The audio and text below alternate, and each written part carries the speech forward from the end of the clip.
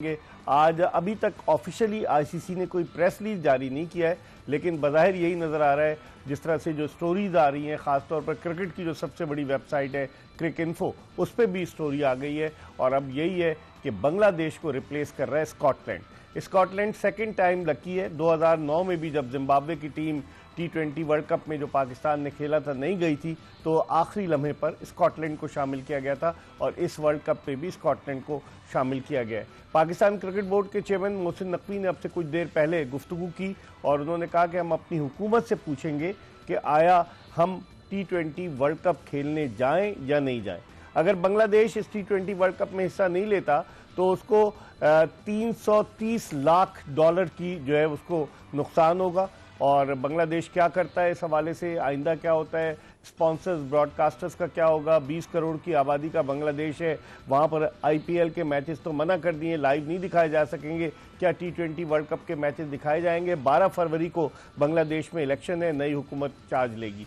बहुत सारे क्रिकेट के मामलात हैं, इसके असरात क्या होंगे इंटरनेशनल क्रिकेट पर, इस हवाले से बात करेंगे। और हमारे साथ स्टूडियोज में मौजूद है पाकिस्तान के former test cricketer, former chief selector, मुख्तलिफ ओहदों पर फायज रहे। पाकिस्तान क्रिकेट बोर्ड में एक तवील अरसे तक इन्होंने खिदमात सर अंजाम दी हैं, किसी तारुफ के मोहताज नहीं है। हारून रशीद साहब पाकिस्तान के former test cricketer, former chief selector हमारे साथ मौजूद हैं और क्रिकेट के मामलात पर ये अपनी गहरी निगाह रखते हैं और खुलकर बात करते हैं। इनसे हम गुफ्तगू के सिलसिले का आगाज़ करते हैं।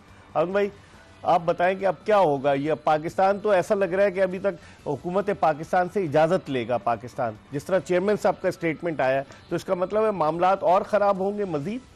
जिस तरह उन्होंने ये स्टेटमेंट दिया उससे तो ऐसे ही लगता है कि मामलात और ख़राब होंगे। लेकिन मुझे एक चीज़ जो समझ में वो नहीं आ रही, क्योंकि डिस्प्यूट जो है वो ICC वर्सेस बांग्लादेश है, बांग्लादेश वर्सेस इंडिया है। हाँ। हमने मॉरल सपोर्ट की जो कि करनी चाहिए थी। आपने मीटिंग में भी बहुत बड़ी आवाज उठाई, आपकी लोन आवाज थी, यानी वाहिद मुल्क था जिसने बांग्लादेश को सपोर्ट किया, जो करना चाहिए था। क्योंकि पाकिस्तान डायरेक्टली इफेक्ट नहीं हो रहा इस चीज से। अगर बांग्लादेश का अपना स्टांस था, जैसे हमारा स्टांस था कि जी हम इंडिया नहीं जाएंगे, तो ICC ने हमारी बात को माना और हमारे मैचेस सारे श्रीलंका में होंगे। मेरे अपने नज़दीक बांग्लादेश को भी बिल्कुल इसी तरीके से ट्रीट किया जाना चाहिए था जैसे कि पाकिस्तान ने किया। इंडिया यहाँ आने से रिफ्यूज़ करता है, इंडिया को आप कहीं और मैचेस खिलाते हैं। पाकिस्तान रिफ्यूज़ करता है इंडिया जाने से, पाकिस्तान को आप कहीं और मैचेस खिलाते हैं।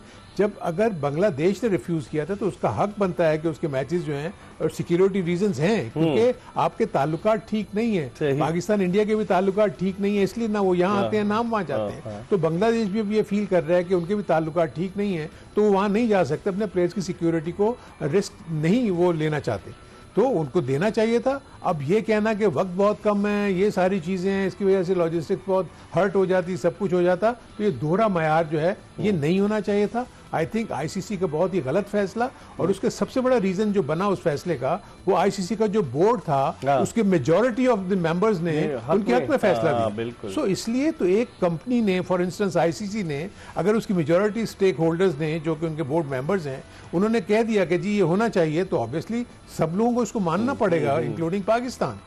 बांग्लादेश सफर करेगा डेफिनेटली, जैसे भी आपने कहा $27 मिलियन का उनको नुकसान होगा, वैसे $300,000 का नुकसान होगा पार्टिसिपेशन ना होने की वजह से।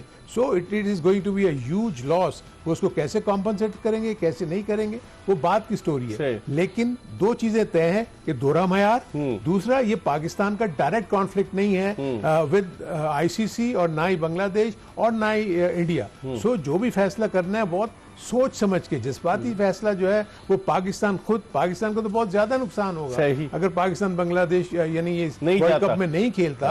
तो पाकिस्तान तो अननेसेसरी नुकसान लेगा ना अगर नहीं जाएगा।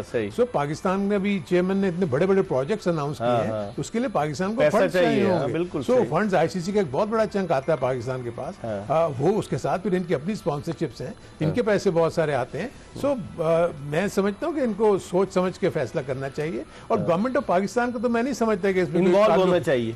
क्यों इन्वॉल्व होगी? कोई डिस्प्यूट पाकिस्तान गवर्नमेंट का तो है ही नहीं है। आप उनसे इजाजत लेने किस लिए जाएंगे कि जी कि वो बांग्लादेश क्योंकि उनको नहीं खिला रही आईसीसी तो हम भी नहीं जाएं। सो दिस इज समथिंग मेरे अपने नजदीक बहुत स्ट्रॉन्ग स्टैंड दिया है, और जिसको बांग्लादेश के प्रेसिडेंट ने इसको एक्नॉलेज भी किया कि जी पाकिस्तान वाहिद मुल्क है जिसने हमारे लिए वहां पर साथ दिया, हमारी उन्होंने आवाज उठाई हमारे मदद के लिए।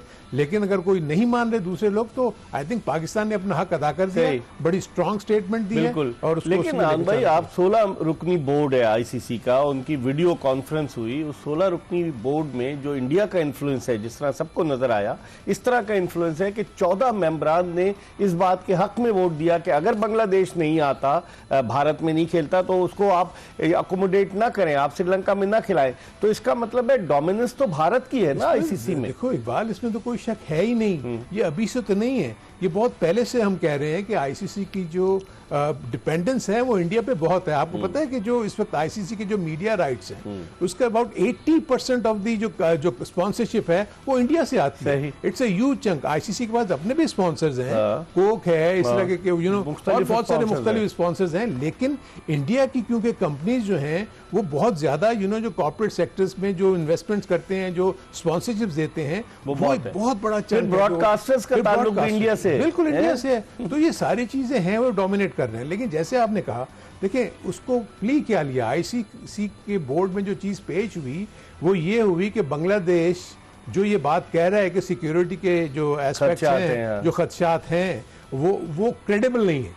यानी वो जो 14 बोर्ड मेंबर जिनका आप जिक्र कर रहे हैं, कह रहे हैं कि जी जब आईसीसी ये गारंटी कर रहा है, जब इंडियन गवर्नमेंट ये गारंटी कर रहा है कि जी सिक्योरिटी के इश्यूज नहीं हैं, हम आपके सारे मैचेस एक ही शहर में ले जाते हैं, वहां पर हम आपके सारे मैचेस को होस्ट कर लेंगे, और हमारे पास अब इतना टाइम नहीं है कि आपके मैचेस को हम किसी और जगह पे शिफ्ट करें, क्योंकि एक बहुत बड़ा लॉजिस्टिक्स का इश्यू हो जाता है, क्योंकि सारी टिकटिंग, होटलिंग सब कुछ हो चुका हुआ होगा अब तक, क्योंकि 6 या 7 फरवरी से तो आपका वर्ल्ड कप शुरू हो रहा है। सो इसलिए इसको सारी चीजों को देखते हुए जब उन्होंने अपने बोर्ड मेंबर्स के सामने रखा आईसीसी ने ये इशू, तो 14 बोर्ड मेंबर्स ने कह दिया कि नहीं, आप अपनी चीज पे स्टिक करें, आपने जो रखा हुआ है ठीक है, अगर बांग्लादेश रिफ्यूज करता है तो उसको रिप्लेस कर दें। स्कॉटलैंड से वो उन्होंने कर दिया। लेकिन बांग्लादेश ग्रुप बी में था और उसने रिक्वेस्ट की कि उसका ग्रुप स्वैप कर दिया जाए, यानी कि वो चाहते थे कि आयरलैंड जिसके मैचेस जो है श्रीलंका में, अगर उसका ग्रुप स्वैप कर दिया जाए। इस पर भी आईसीसी तैयार नहीं। देखिए ना, ये एक्चुअली बांग्लादेश ने अपना केस बड़ा अच्छे तरीके से लड़ा। वो सी में था, ग्रुप सी से बी में जाना था। I think